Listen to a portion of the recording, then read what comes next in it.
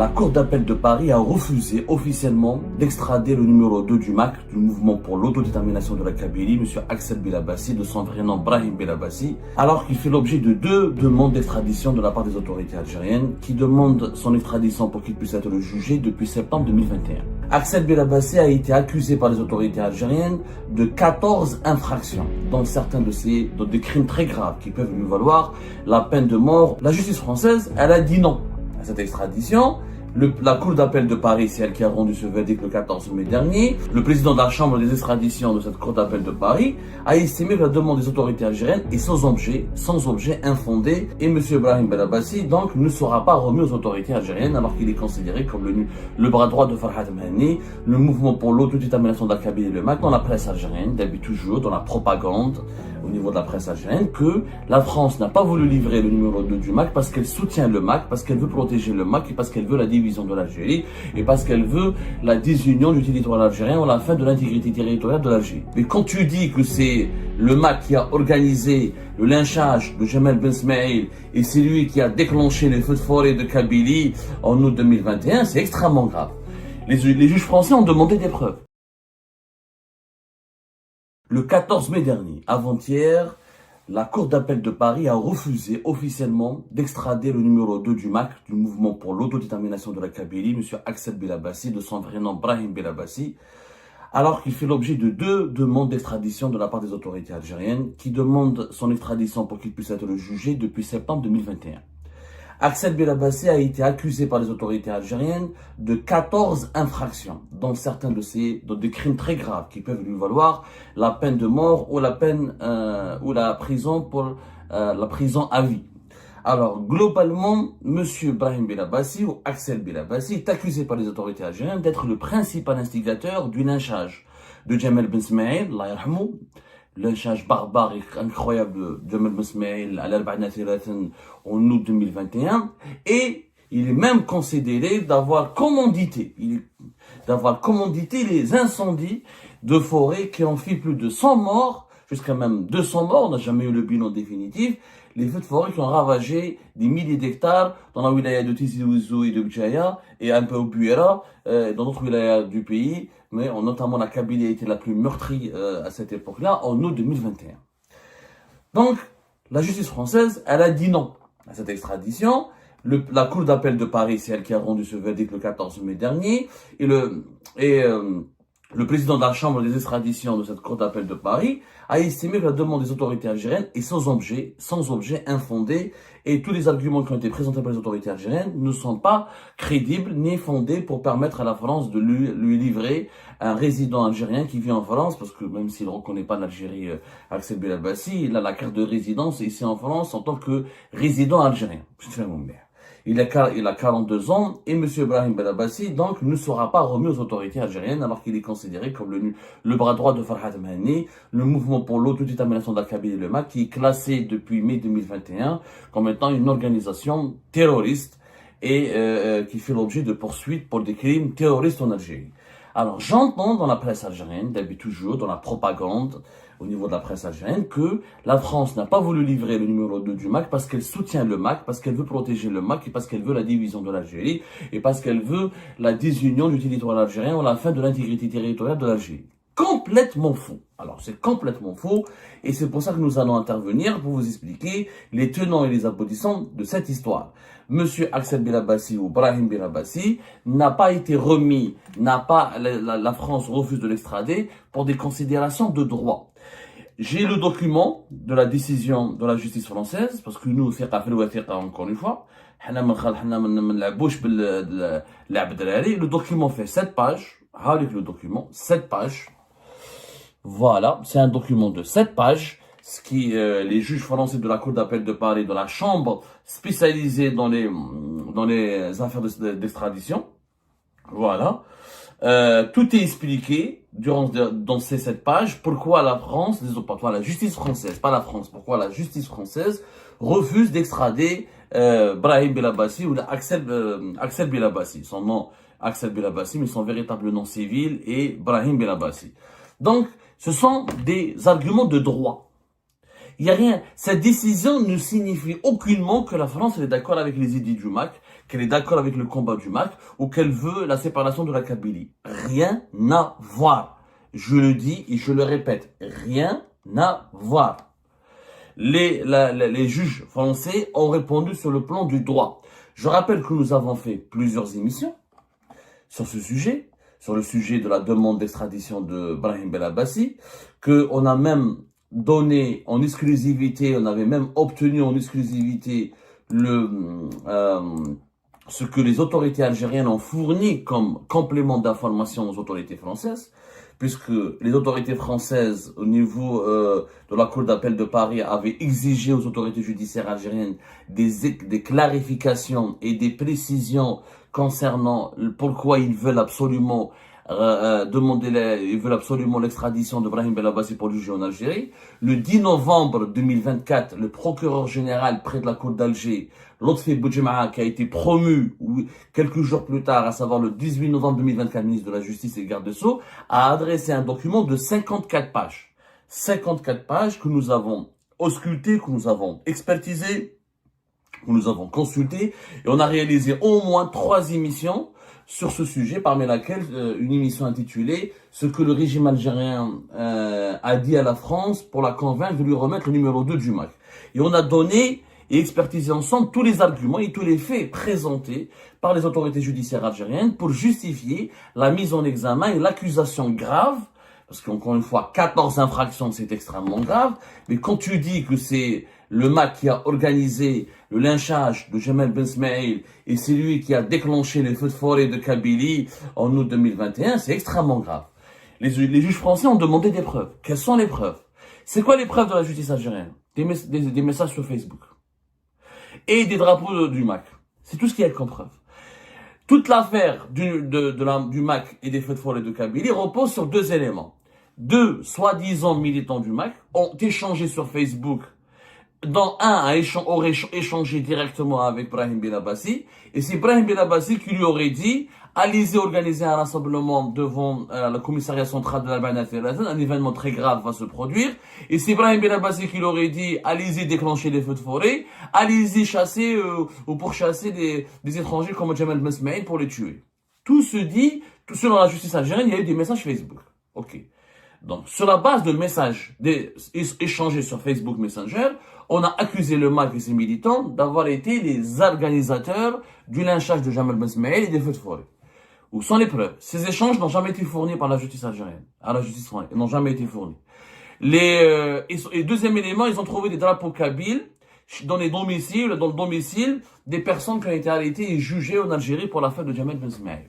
Est-ce que le drapeau, donc si on trouve le drapeau du Mexique, ou le drapeau des États-Unis, ou le drapeau du Canada, le drapeau de la France, ou le drapeau du Maroc, ça veut dire que c'est le Maroc, le Canada, les États-Unis qui ont lynché, qui ont organisé les feux de forêt de Kabylie. Pas de preuves. En l'absence de preuves, les autorités françaises parce que le verdict dans l'affaire Brahim Belabassi était prévu à la fin du mois d'avril. Il a été reporté à 2 reprises. Le 14 mai, ils n'ont pas voulu le reporter. Les juges de la Cour d'appel de Paris ont décidé, au niveau de la chambre spécialisée dans les affaires d'extradition, de rendre le verdict. Qu'est-ce qu'il dit dans ce verdict? Considérant les faibles garanties présentées par le système judiciaire algérien, et la probabilité que Brahim Belabassi ait déjà été jugé et condamné à Algérie pour les faits objet de la demande d'extradition, selon les pièces remontées 1 et 2 juin de mémoire de défense, non traduites en langue française. Il n'y a pas de faible garantie. La justice française parle dans son document de faibles garanties présentées par le système judiciaire algérien. Maintenant, on va analyser. Le fondement de la demande d'extradition des autorités algériennes étant par ailleurs désormais l'exécution d'une peine privative de liberté, même non définitive et non plus l'exercice de poursuites pénales, il y a également lieu de constater que le caractère sans objet de la première demande d'extradition, le tout selon les modalités précises au dispositif du présent arrêté.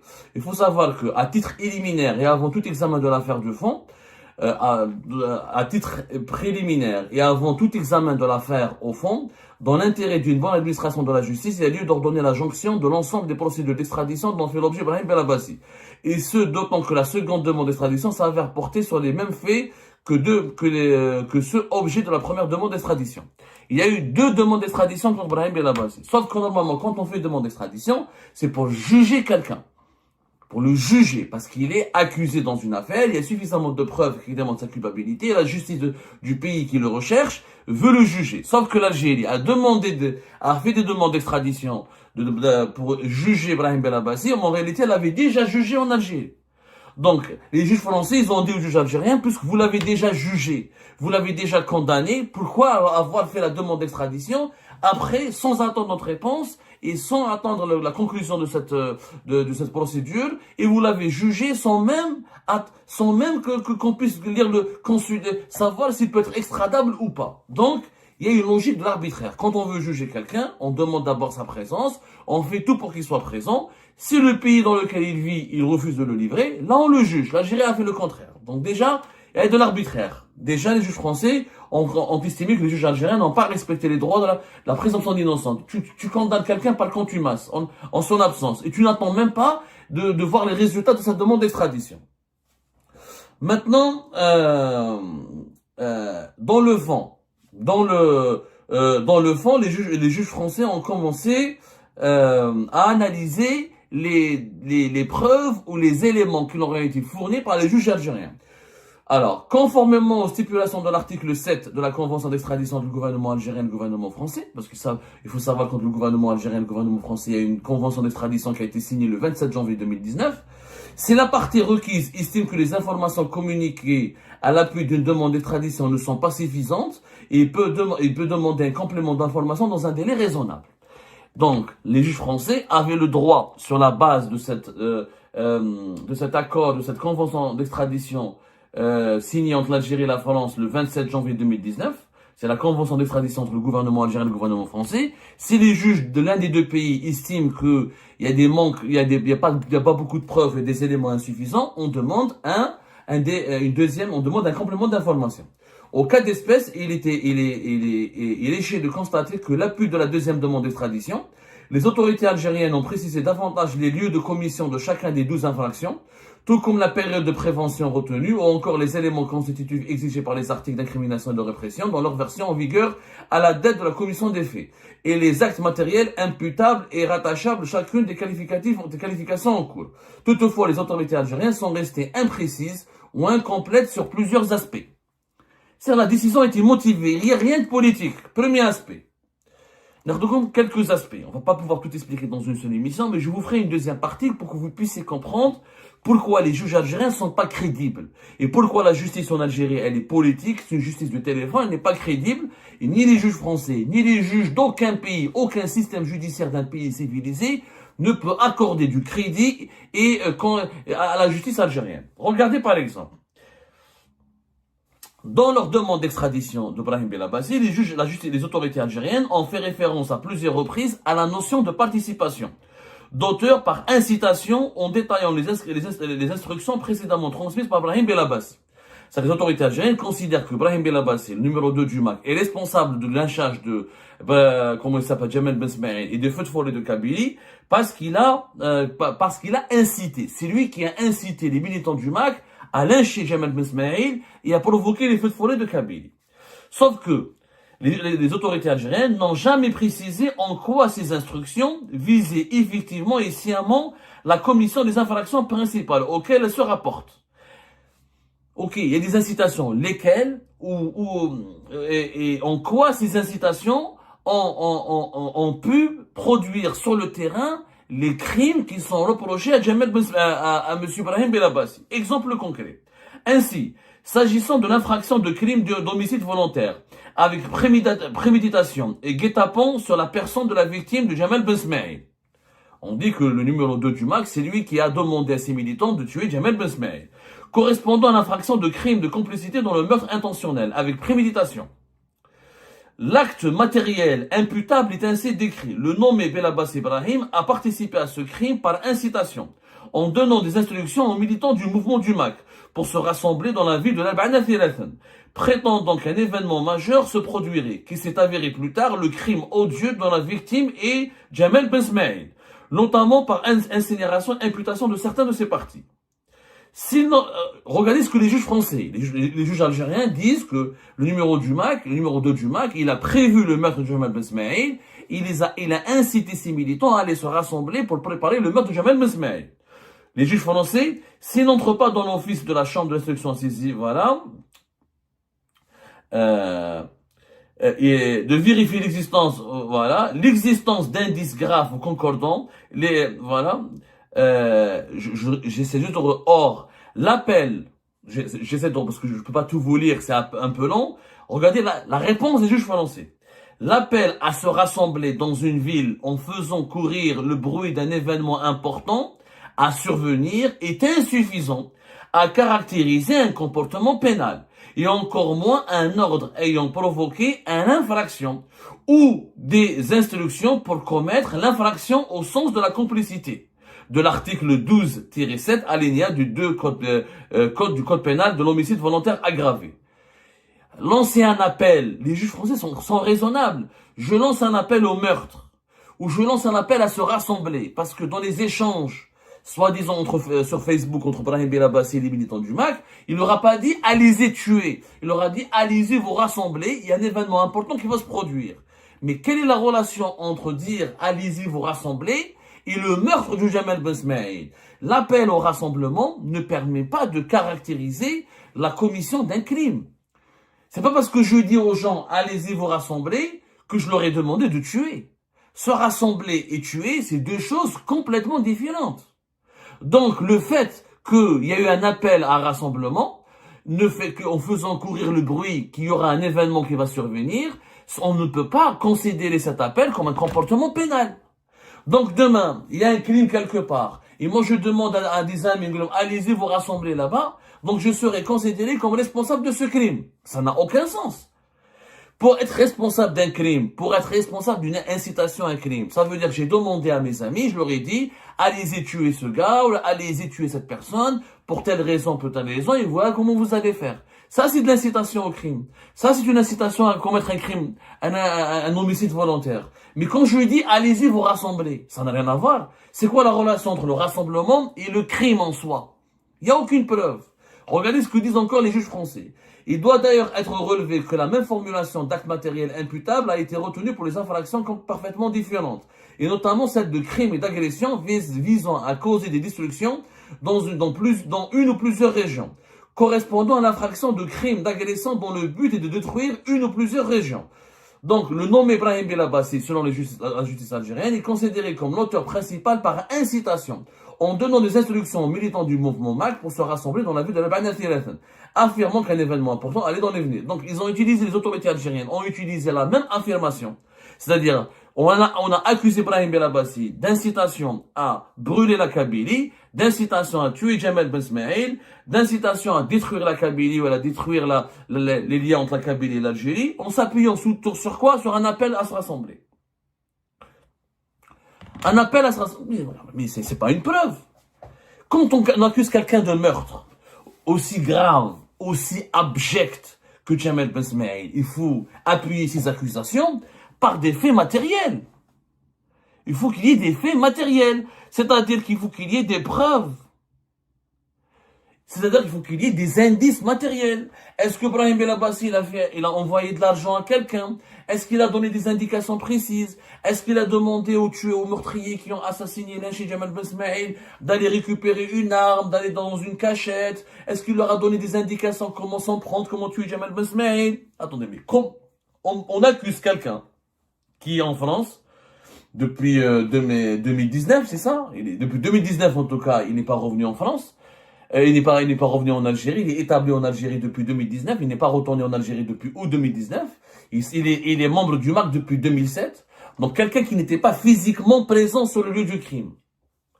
On l'accuse d'avoir participé à ce crime en incitant les auteurs de ce crime à commettre le crime. Ok, mais quelles sont les preuves de ces incitations? Les messages sur Facebook. Que disent ces messages? Il leur a demandé d'aller se rassembler. Quelle est la relation entre organiser un rassemblement et le crime?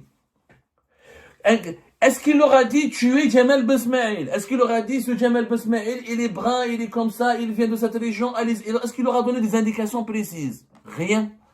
Pas la moindre preuve. Pas la moindre preuve. C'est que les autorités algériennes ont accusé quelqu'un d'un crime aussi grave que les feux de forêt de Kabylie et que le lynchage de Jamal Ben Smaïl juste sur la base d'un message sur Facebook et sur la base d'une incitation. Là, voilà. Parce que les juges français, ils citent le passage les informations qui leur ont été communiquées par les autorités algériennes. Ils citent très bien, quand je cite, c'est des citations précises que je cite, tout ce que je dis là, les réponses, c'est dans la demande d'extradition des autorités algériennes, par incitation. Qui dit le nommé Brahim Belabassi a participé à ce crime par incitation, en donnant des instructions aux militants du mouvement du MAC pour se rassembler dans la ville de l'Albanie à Téléphone. C'est les autorités algériennes qui disent aux autorités judiciaires françaises qu'ils veulent l'extradition de Brahim Belabassi, numéro 2 du MAC, parce qu'il a incité les membres du MAC à se rassembler à l'Albanie à Téléphone. Prétendant qu'un événement majeur se produirait, et il s'est avéré plus tard que cet événement, les autorités algériennes, ils ont fait des conclusions. Brahim Belabassi, allez-y, rassemblez-vous à l'Albanie à Téléphone, il y aura un événement important. Cet événement, c'est quoi? Ah, Jamal Mesmei. Donc, ils ont fait, je crois que la justice algérienne fait du syllogisme. Ah, donc c'était Jamal Mesmei. Ah, donc ils savaient préalablement que Brahim Belabassi et le MAC savaient préalablement que Jamal Mesmei allait être tué. Ok, mais sans les preuves. Où sont les preuves? La justice ne fait pas de la psychanalyse. La justice, les juges ne sont pas des voyants. C'est pas des liseuses d'avenir ou là des diseuses je sais pas comment on appelle ça, des diseuses de bonne figure ou là comment on dit l'expression. Des diseuses de bonne aventure, voilà. Des diseuses de bonne aventure. La justice ne prédit pas l'avenir. La justice expertise, analyse le présent et cherche des preuves pour pouvoir inculper quelqu'un d'un crime grave sur la base de preuves. La justice, il y a des indices, il y a les preuves. Et les preuves avant les indices. Il y a un faisceau d'indices qui doit mener vers des preuves. Si les preuves sont insuffisantes, on ne peut pas condamner quelqu'un. Eh ben, c'est la fin de cette vidéo, les amis. Je vous remercie comme d'habitude pour avoir suivi jusqu'à la fin. N'oubliez pas de nous laisser vos commentaires et vos réactions sur la vidéo et de vous abonner à la chaîne si vous n'êtes pas encore abonné. Donc voilà, merci beaucoup pour votre soutien et vos abonnements. Et merci aussi pour vos commentaires et vos discussions très animées dans la section des commentaires. Donc, vous n'oubliez jamais de décortiquer bien un sujet sur tous les points qui ont été abordés dans la vidéo et ça fait vraiment plaisir quand moi-même je ne fais pas de commentaires, je m'appuie sur vous pour que vous puissiez bien expliquer les choses et en faire des discussions civilisées et dans tout le respect possible. Donc voilà, merci beaucoup et à la prochaine dans une nouvelle vidéo. Au revoir.